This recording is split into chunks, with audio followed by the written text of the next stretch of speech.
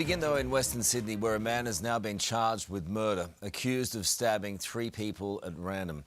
Jack Hahn is at Granville Police Station. Jack, 2 of the victims of this morning fighting for their lives. They are, Carl. Good morning to you. A 21-year-old man and a 47-year-old woman in a critical condition. That woman was simply shopping when she was stabbed, and that entire interaction is sadly captured on CCTV. We won't show you the moment, but you can see the suspect lurking before the alleged attack. This morning, he's been formally charged with murder, along with several other offences. In a shocking twist, New South Wales Health themselves have confirmed that the suspect escaped mental health treatment 10 days ago while being transferred from a mental health hospital to Westmead's emergency department. Serious questions being raised. The health department responding to those with the promise that public servants and a psychiatrist will conduct a review. Jack, thank you. A group of hammer-wielding thieves are on the run this morning, targeting 2 jewellery stores across Melbourne. The owner of the first store in Berwick took them on with just his fists. We tried to defend ourselves, but to be honest, it was very, very scary. They then tried to rob a store in Altona North, but left empty-handed. 34 ISIS brides could fly to Australia within days as the government considers barring them from entering the country. Anthony Albanese says the Islamic State-linked Australians trying to return home from Syria deserve no sympathy, while opposition leader Angus Taylor says our door must be shut. The WA man charged over an Australia Day terror attack has been identified as 32-year-old Liam Alexander Hall. The man is accused of constructing a bomb inside his Warwick home where he lived alone, which he allegedly threw into an Invasion Day rally. Lawyers argued Hall's mental health was not a valid reason to keep his identity a secret. The federal government is facing backlash from former RBA Governor Philip Lowe, who's warning that their spending will lead to further interest rate hikes. Live now to Connor McGovern at Parliament House. Connor, he's taken a big swipe. Not what Treasurer Jim Chalmers wants to hear, Jane. Philip Lowe issuing a 2-part warning that interest rates will rise and wages growth will fall. And he's blaming the government. The former Reserve Bank governor saying their spending is making current economic challenges worse. His old institution, the RBA, lifting interest rates just 2 weeks ago. Further increases are expected. To counteract that, Philip Lowe wants the government to be more ambitious, and there'll be no time for that, like the budget coming in May. Jane. Connor, thank you. A pioneer, a role model, and a giant of the US civil rights movement. That is how Reverend Jesse Jackson is being remembered after news of his death, aged 84. Hannah Sinclair is in Washington, D.C. for us. Hannah, tributes are coming from far and wide.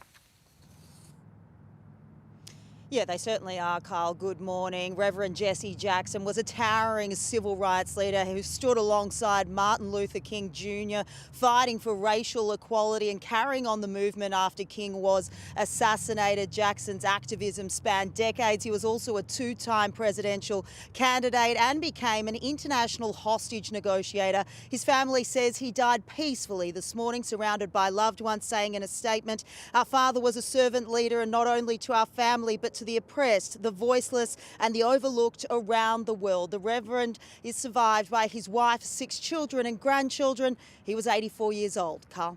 What a legacy. Hannah, thank you. Hollywood actor Shia LaBeouf has been arrested in New Orleans after getting into a fist fight during Mardi Gras celebrations. The 39-year-old allegedly got into multiple altercations while partying downtown. He's facing 2 charges of simple battery. It has been a whirlwind day of diplomacy in Geneva, with the US mediating talks between Russia and Ukraine to end the war, as teams also met with Iran. Live now to Mimi Becker in London. Mimi, any major breakthroughs?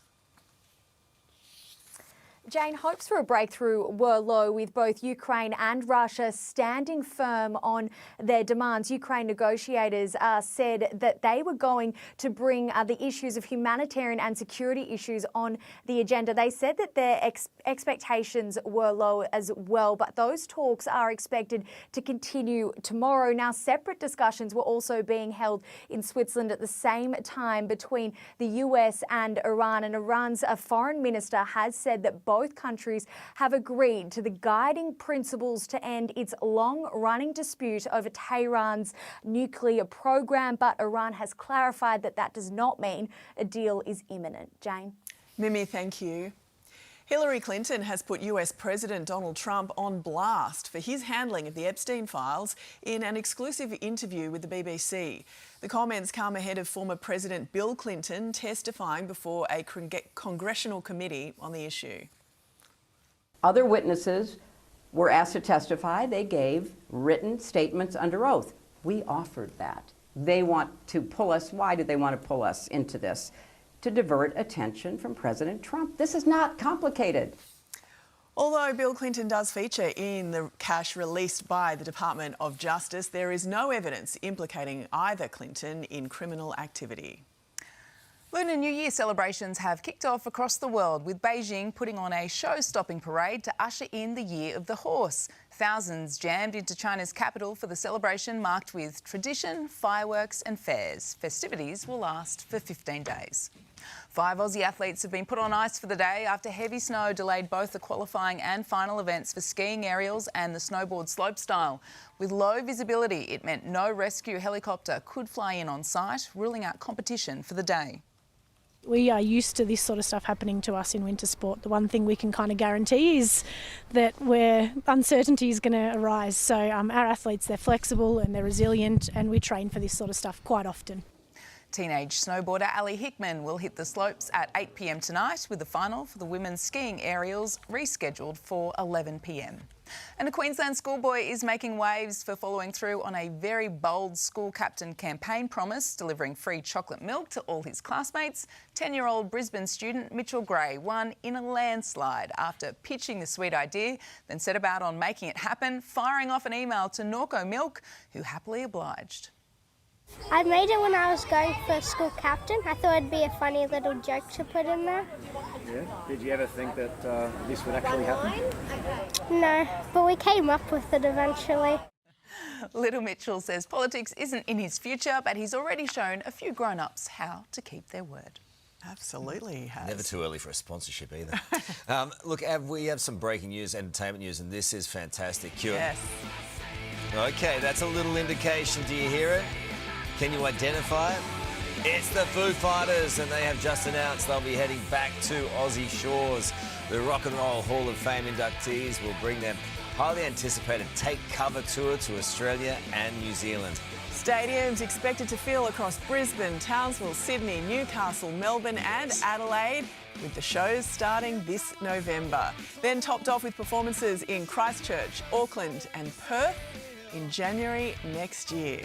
They're a great concert too. I would love to go to that. Oh, you've got to go to them. Yeah. They're one of the great rock bands. I'm there. There you go, booked. Excellent. Well, let's take a look now at the weather across the country today. Sunny and 31 for Brisbane, a hot 35 for Sydney with a shower or two later on. Possible afternoon showers for Canberra and 29. Melbourne and Adelaide will be partly cloudy and 25. Fine and 34 for Perth.